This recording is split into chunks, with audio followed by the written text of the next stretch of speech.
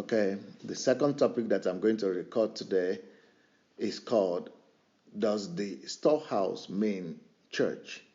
A lot of preachings are going on in our churches today in Africa and in Nigeria in particular, and it's all, about the storehouse.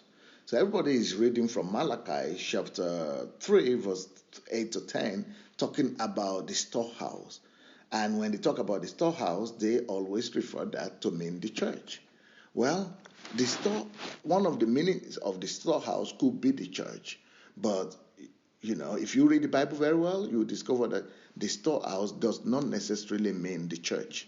And when it talks about the storehouse, it's not synonymous to the church. Now, the church is one of the places that was used as the storehouse in Israel, but it was not the only place that was used as a storehouse.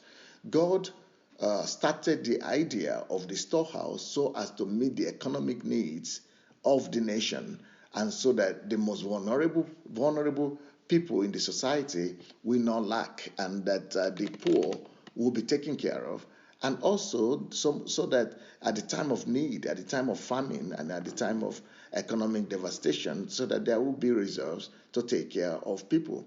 Now, they needed trustworthy places where those those offerings and the produce that were gathered, they needed a place where, they needed places where they would be strategically stored.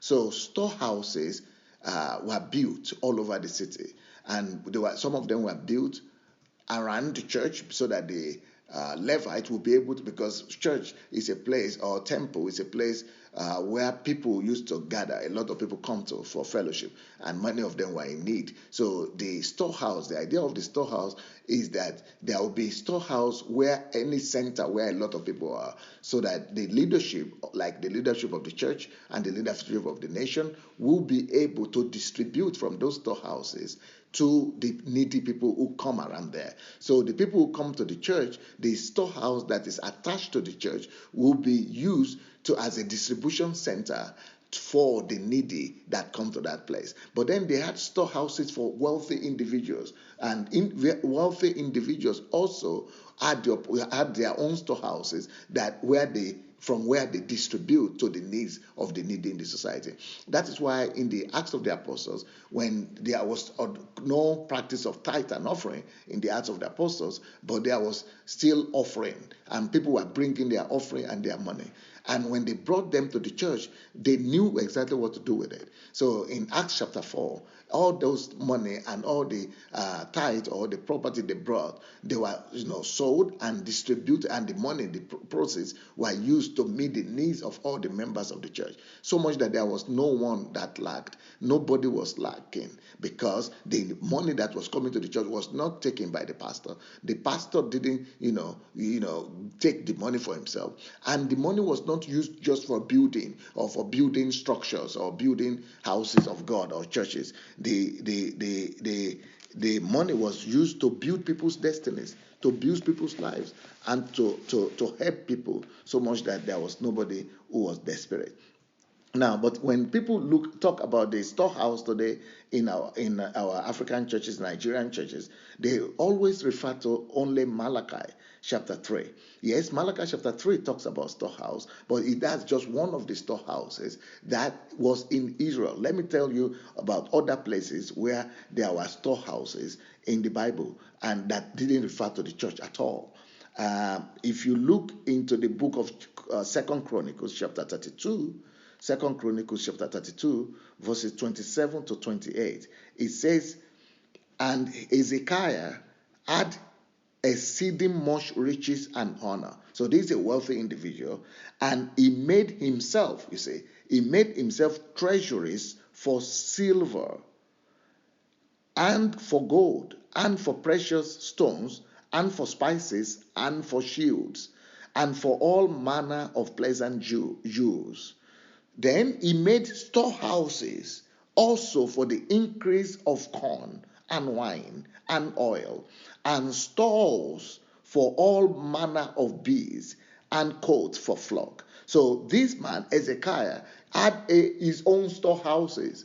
And what is the idea of the storehouse? So that he will use it to distribute. So storehouse is not just for the church. So when they talk to you about having storehouse, or when the Bible talks about storehouse, it means that you yourself as a believer, you should have a reserve. You should have an account or a reserve where you keep money from which you will meet the needs of the most desperate people in the society, the most needy people in the society. You can, so that is like saying, if you get your salary, put 10% of it aside, and that 10% use it to meet the need of the people in your village. Put water, help them to get water, or whatever, electricity, whatever they need, or road. Help the widows, help the poor, help the orphans, help the people who are around you, maybe your relatives. Just have your 10% to use for the people who are in need. That is what this Hezekiah was doing. Let me give you another scripture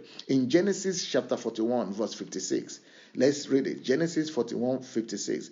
It talks about Joseph. Joseph also built storehouses all over the country, all over Egypt. You see, so the term of storehouse did not start with Malachi, and it did not start with even the temple of the Jewish temples, because this was in Egypt. Even among unbelievers, they had storehouses. So he's talking about Genesis 41:56 says, and the famine was over all the face of the earth, and Joseph opened all the storehouses, you see. So storehouse is just like warehouse where stocks and produce and food is stored. So he opened storehouses all over Egypt and sold unto Egyptians, and the famine waxed sore in the land of Egypt. So he was talking about storehouses that Joseph built all over Egypt. So when we talk about storehouses, don't just talk about the church. Yes, the church could also be one of the places where storehouses were built, but it was not limited to the churches. Now, let me prove to you that these things that were, collected, for the storehouses, they were collected for the poor and for the destitute. Let's go back to that same Malachi that everybody talks about, Malachi chapter 3, but they only read in our churches from verses 8 to 10. They don't normally read verse 5. But if you begin to read from verse 5, you will discover that the people that God was actually caring for and worried about, he was worried about the poor and the destitute. You will see it in Malachi 3:5. It says, let them, he said, and I will come near to you to judgment. So God is saying he will come and judge, not the people. And the way it is preached today in our churches, I will talk about that later, as if we are the ones who are going to be cursed, as if people are going to be cursed for not bringing tithe to the church. But God is actually saying it is the leadership of the church, the leadership of the country who are under a curse. They are the one who are cursed because the tithes are being brought to the storehouse, but they are not being distributed to the needy. So he says, I will come and judge you. I will judge you because for what? Because you have held the wages and the things that belong to the widow, the fatherless, and the strangers. So the widow, the fatherless, the strangers, and all those people are the ones that was this tithe and offering were meant for. But pastors and leaders were using it for their own good, like the children of Eli.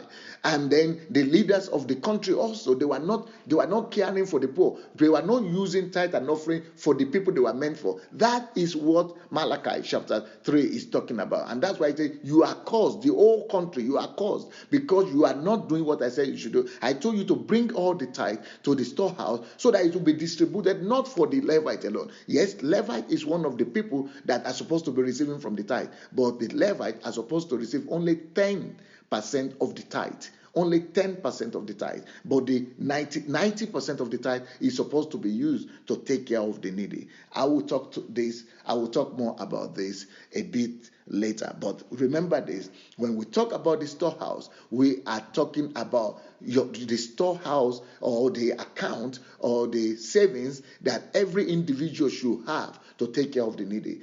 Every individual should have that. The country itself should have storehouses. The churches should have storehouses. Both churches, the government, and every individual Christian should have reserves that they use to take care of the needy and desperate in the society.